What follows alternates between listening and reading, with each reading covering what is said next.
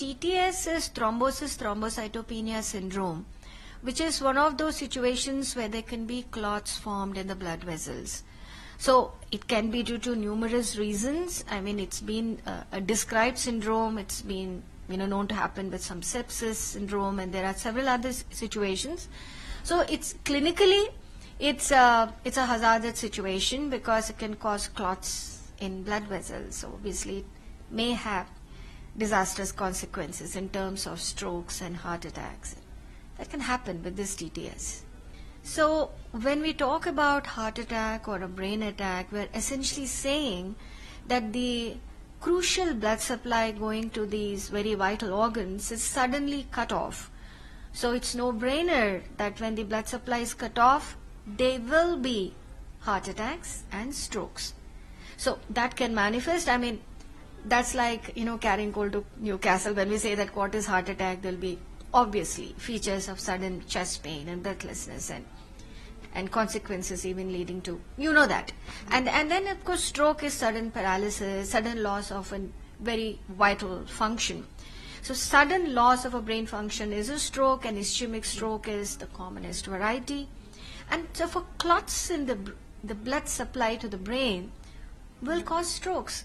So it's again, as I say, it is almost common sense to know that when there is a clot in a blood vessel, that blood vessel is supplying an essential part of our body. Then that part of the body will stop functioning. If it is in the heart muscle, you'll have a heart attack.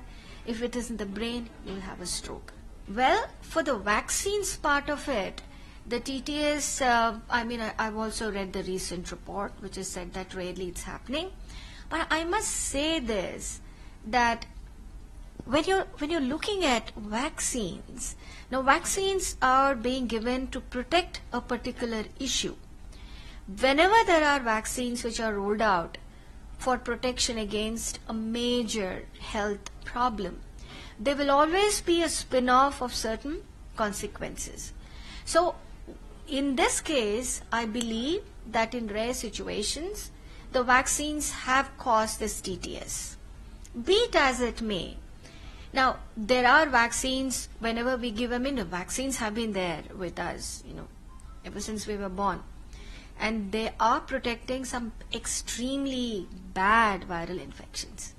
So, some spin-offs like viruses causing some fevers, the vaccines causing some fevers, or vaccines sometimes may cause major fevers. We do see that, but percentage is so small compared to the large percentage they actually help in preventing the most major illness for which they are protecting.